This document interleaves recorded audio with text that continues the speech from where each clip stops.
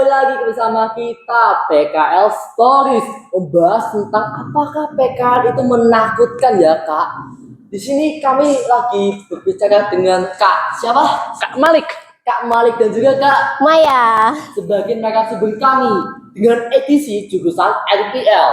Sebelum itu Kak, saya mau tanya dulu, Kak Malik dan Kak Maya itu magang itu di tempat yang berbeda atau yang sama? berbeda sih. Berbeda. Oh, berbeda ya? Kalau magang itu gimana sih Kak? Pengalaman dari awal magang, apply-nya itu gimana? Apakah bug gitu Kak?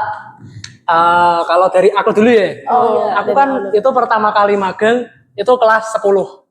Pertama kali magang itu kelas 10 dari tempat magangku itu yang dulu itu Telkom. Telkom itu yang ngirim proposal ke sekolah nawarin mau ada siswa yang magang nggak di Telkom, soalnya Telkom waktu itu masih kekurangan anak magang gitu, perlu bantuan anak magang. Nah dari situ sekolah itu tuh kayak setuju gitu, terus nawarin ke anak RPL. Misalnya kan kerjasamanya Telkom itu sama RPL SMK 10. Jadi nih itu si K3 yang dulu Pak Sona itu nawarin ke kelas 12, 11, 10 buat nyari siapa aja yang mau gitu. Dan waktu itu ya aku mau buat magang di Telkom waktu kelas 10 itu. Jadi nih setelah itu ikut seleksi gitu, terus yada lolos ya, terus ditempatkan di mitranya Telkom yaitu EduCourse gitu. Kalau untuk kelas 11 sendiri itu kan aku udah punya ya kenalan gitu di EduCourse itu. Nah jadi nih kelas 11 itu aku nge-apply-nya langsung di EduCourse, nggak pakai via Telkom gitu, enggak, langsung di EduCourse aja. Oh alah, begitu ya Kak Malik? Betul. Oke, kalau untuk Kak Maya, apakah sama Kak Maya? Beda sih kalau yang kelas 11. Kalau kelas 10 tuh kan pernah satu tempat magang, cuma beda divisi kan. Dia di divisi yang memang berfokus ke teknologi pendidikan. Teknologi pendidikan, sedangkan aku di perkantoran di PRQ.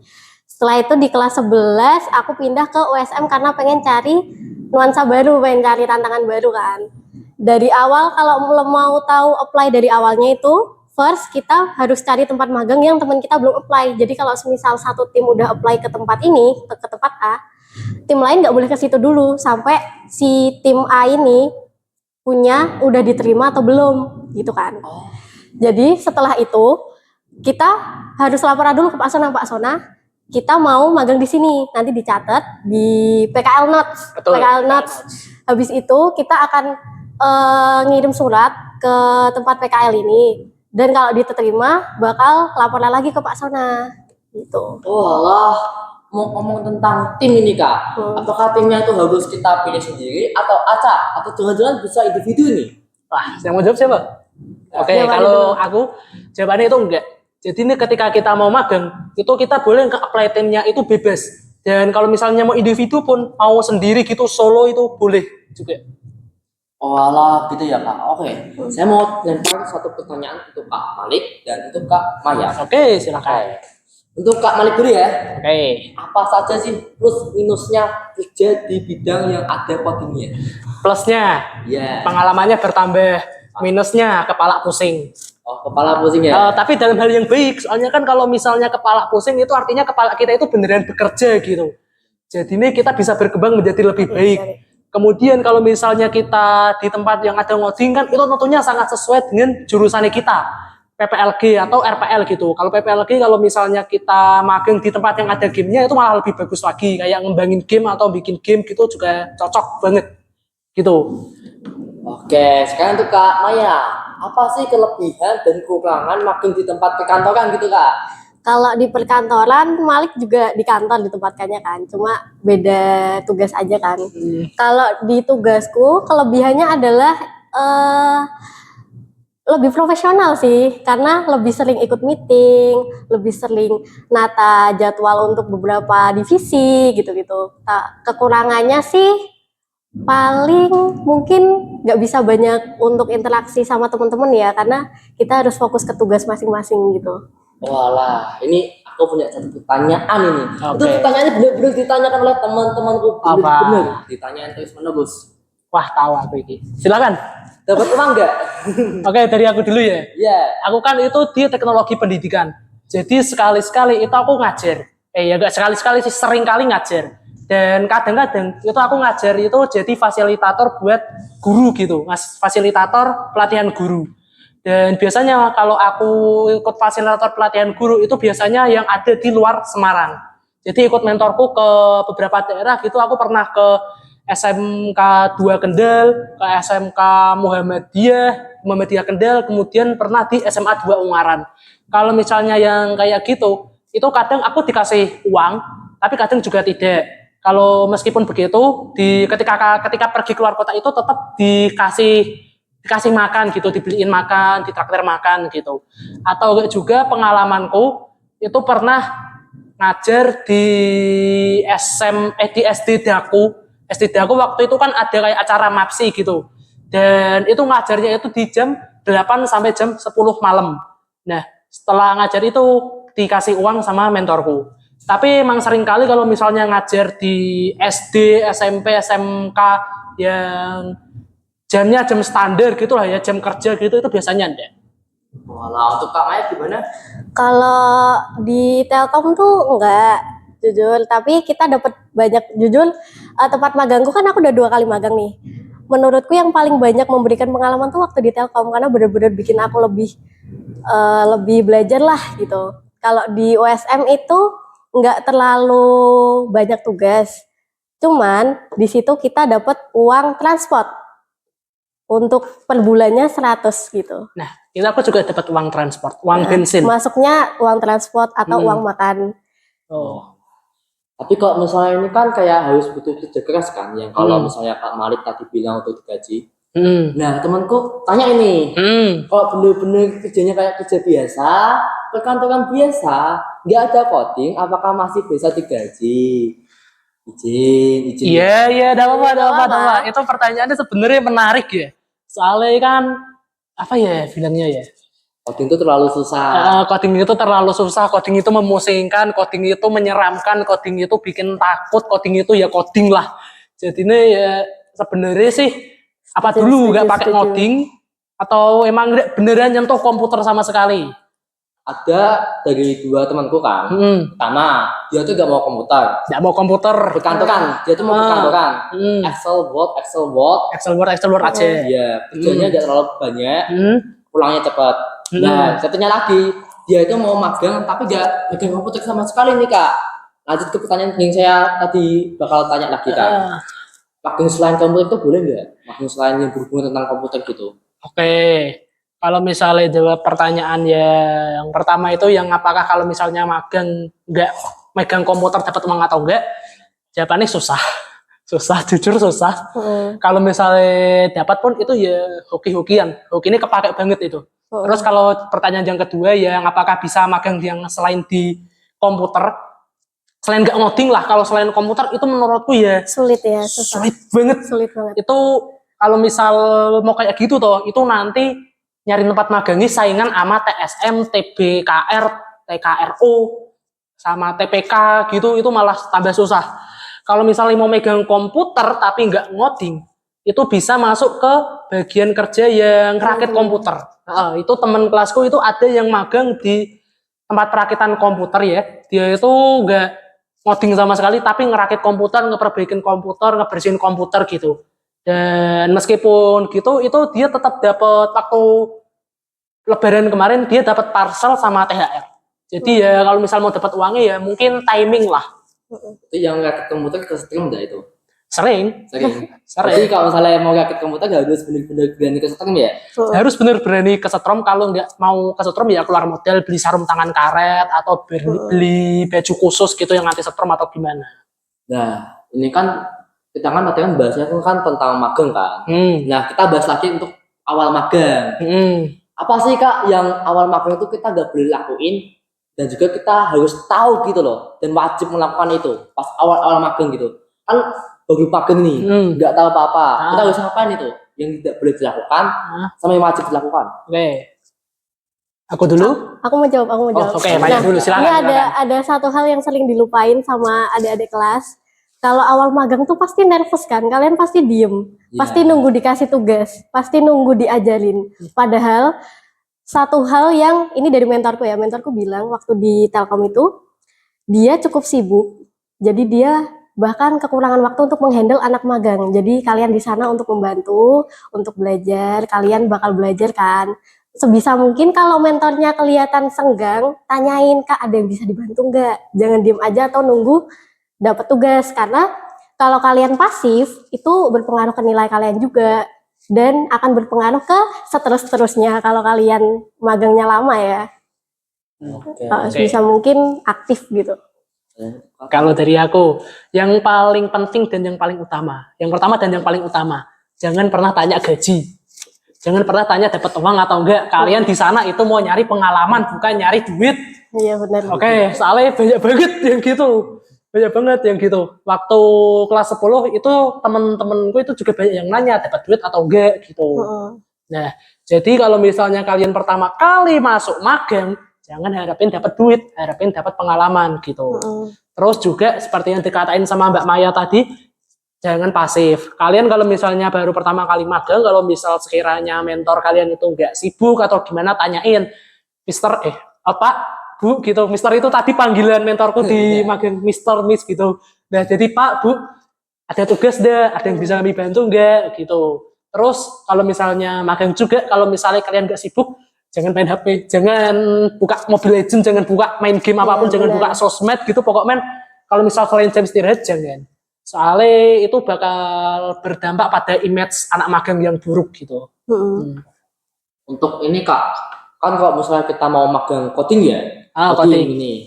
Tapi kita kan cuma menguasai kelas 10 saja materinya, kita nggak belajar dari luar. Apakah harus benar-benar menguasai materi yang kelas 10? Atau enggak kita mengetahui yang kayak dasar HTML, udah bisa magang di tempat coding, gimana Kak? Oke, pertanyaan kalau gitu, aku maaf kalau misalnya jawab dengan pertanyaan ya. Magangnya itu mau di tempat coding yang kayak gimana? Tempat yang penting tempatnya ngoding. Tempat yang ngoding penting ya. Kalau gitu ini maaf ini pakai standarku ya. Kalau misalnya kayak gitu HTML aja itu jujur HTML CSS aja kurang banget. Nggak kepake malahan. Kalau misalnya mau lebih kepake gitu ya, selain HTML CSS, kalian juga perlu belajar JavaScript juga. JavaScript hingga ketingkatan kalian itu bisa melakukan CRUD, create, read, update, delete. Harus bisa sampai segitulah minimal. Terus kalau misalnya mau lebih baik lagi ya, kalian belajar library JavaScript atau enggak library CSS. Misalnya kayak Bootstrap, Tailwind, kemudian React, terus Express gitu. Kalau misalnya mau lebih baik lagi, kalian itu harus mempelajari yang namanya MERN, MongoDB, Express, React, Node.js. Itu yang lebih baik. Kalau misalnya apakah perlu mempelajari seluruh materi yang ada di kelas 10 atau enggak? Jujur kan kalau misalnya materi kelas 10 RPL itu kadang ada desain ya. Jujur kalau misalnya desain itu ya 50-50 kepake atau enggak. Kalau misalnya kalian ke tempat coding yang perlu desainer grafis buat bikin UI web gitu kan, itu tentunya bakal kepake. Tapi kalau misalnya kalian beneran yang coding aja gitu, misalnya di-assign jadi front-end developer, back-end developer, ataupun Android developer, itu jujur gak bakal terlalu kepake. Jadi kita tuh harus riset dulu ya Kak. Jadi jauh-jauh hari kita riset nih perusahaan mana yang kita mau masuki magang. Perusahaan A itu butuhnya developer Android. Jadi kita belajarnya Android full kan. Betul. Untuk belajarnya itu enaknya tuh kita di website, kursus, atau bisa gimana tuh Kak belajarnya enaknya? Kalau belajar itu tuh sekarang banyak pilihannya. Kalau misal mau pakai web, itu bisa Web3 web. Itu nanti kan bahasa pemrogramannya banyak banget tuh. Kalau mau kursus itu nanti bisa beli kursus di Udemy, ya terserah mau beli yang bahasanya itu bahasa Indonesia atau English itu terserah. Kalau misalnya mau belajar cara lain ya mungkin bisa pakai sekalian ngegame gitu, pakai memo.com atau enggak pakai apa ya? Class of Code gitu. Kalau misalnya mau kompetitif code gitu, selain belajar sembari belajar gitu bisa pakai Class of Code gitu. Nah, untuk skill yang paling membantu dan paling penting untuk di bidang RPL itu apa Kak? Komunikasi, kerjasama, atau skill tentang bidang itu?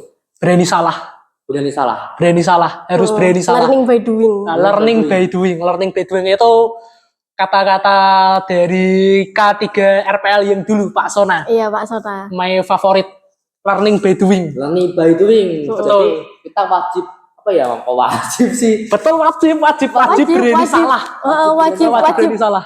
berani mencoba dulu. Berani Salah mencoba tuh nggak dulu. apa-apa. Dan learning by doing tuh bukan learning by doing waktu ada guru, waktu jam mapel atau waktu di tempat magang ya. Kalian kalau lagi gabut gitu daripada main game kan, main game nggak bisa dimasukin ke CV. Ya mending kalian belajar. Oke. Nah ini nih pertanyaan, kita masuk ke pertanyaan intinya. Oh, siapa itu? Bagaimana cara beradaptasi kan? Kita kan kalau magang kan mesti kan ada waktunya kita nggak bersama teman kita kan. Nah, bagaimana cara beradaptasi dengan lingkungan kerja yang baru, terutama dengan karyawan yang baru, teman yang baru, gitu. Tergantung lingkungan sih. Tergantung lingkungan. Kalau- Terus Kalau di lingkunganku waktu awal di Telkom itu kan lingkungannya profesional banget karena di bagian manajemen resiko lah bisa dibilang. Di situ kita harus lihat-lihat nih kalau semisal kita mau humble ke orang yang lebih tua, ke mentor-mentor kita gitu kan. Kita harus lihat mereka tuh punya waktu nggak untuk nanggepin kita. Kalau semisal memang mereka lagi jam kerja, lagi produktif, ya sebisa mungkin kita menawarkan bantuan, bukan malah ngajak ngobrol atau segala macam gitu. Kalau bisa sih gitu ya. Kalau waktu di USM lebih santai, kita jadi lebih punya banyak waktu buat belajar, terus berbaur. Nah, itu nanti kita belajarnya dari sharing sama mahasiswa, sama guru yang lagi benerin komputer gitu-gitu. Nah, untuk Kak Malik, kalau dari aku sama kayak Maya, yang pertama itu harus pinter-pinter membaca mood, Situasi. baca situasi, baca mood gitu kan.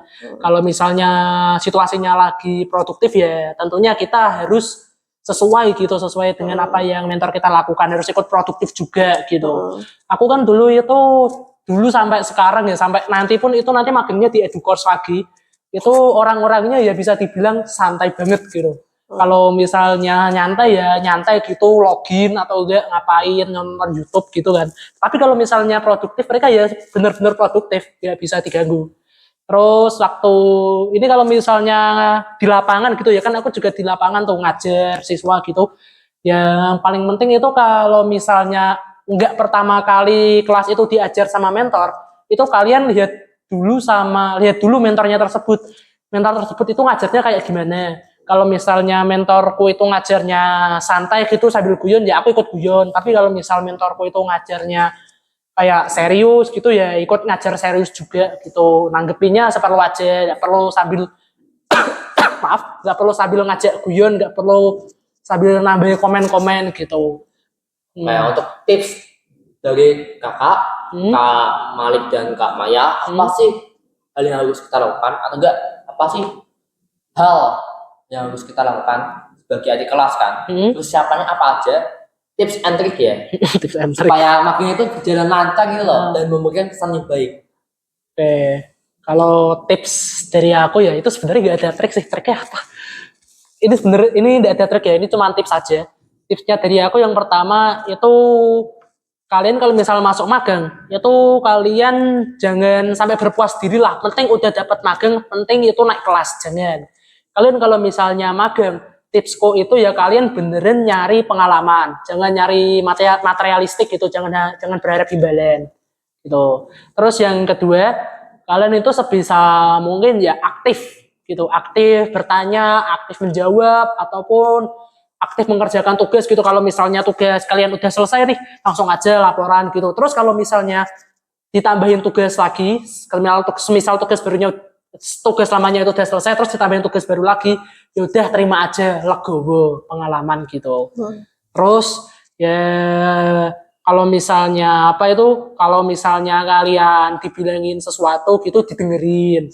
Semisal mentor kalian bilang salah, coba kalian refleksikan dulu. Mentor kalian bilang ke kalian itu salahnya di mana, terus kalian refleksikan apakah beneran salah atau enggak. Kalau misalnya kalian ngerasa itu enggak bener-bener salah, gak bener-bener salah loh ya, itu kalian bisa nyoba komunikasi lagi sama mentor kalian.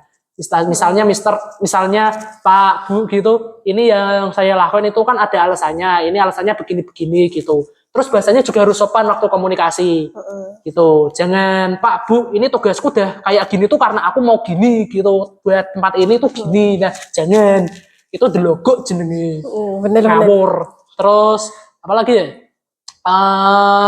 Mungkin itu sih udah dari aku. Udah ada track. Kalau dari aku, kan kalau Mali kan ini magangnya mau ke situ terus kan. Sedangkan kalau kan keluar masuk nih, Keluar tempat masuk. baru, tempat baru gitu kan. Kalau takut gak diterima magang, aku ada tips biar kalian dilirik nih sama, kan kalian waktu ngasih surat pasti ketemu nih. Iya. Dan kemungkinan besar yang ketemu sama kalian itu bakal jadi mentor kalian, kemungkinan besar. Tapi banyak yang enggak kan. Itu kalian harus nunjukin kalian excited untuk mulai magang. Jadi first thing yang bisa kalian lakukan adalah menerima kalau kalian itu emang harus magang. Dari menerima itu kalian bakal bisa berusaha lah buat ya kelihatan seneng lah gitu. Karena terus kalian juga harus berani nyoba. Jadi kalau misal, Dek kamu bisa ini nggak? Bilang aja. Boleh Kak, mana saya kerjain. Nah kalau semisal oh aku paham tapi cuma setengah, ya udah nggak apa-apa, kerjain dulu yang kamu bisa. Terus kalau mentor mudah kelihatan senggang, kamu tanya, Kak aku udah kerjain kayak gini, aku ada nggak paham di bagian sini, bisa arahannya nggak gitu.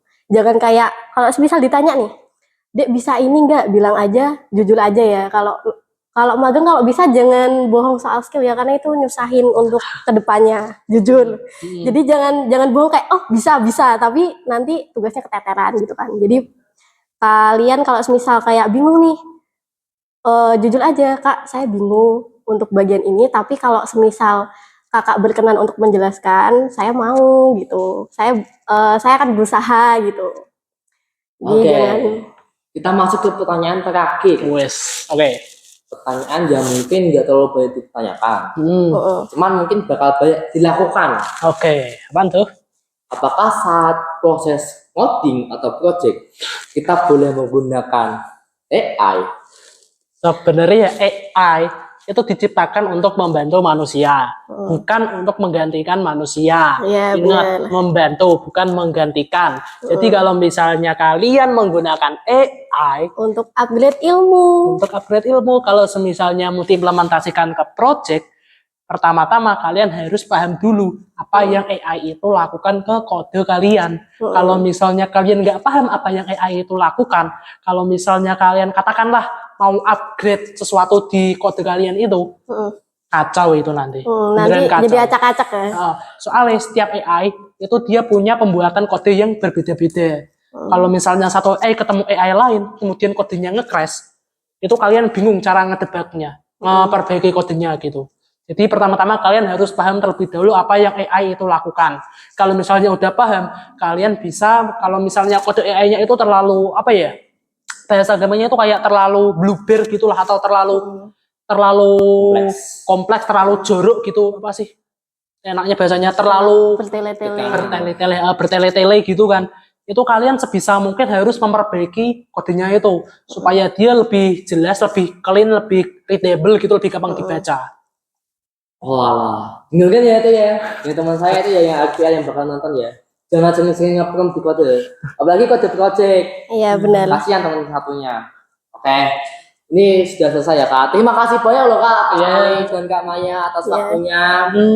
Selamat jumpa guys di pertemuan kita selanjutnya dengan edisi jurusan yang lain. Dadah. Dadah.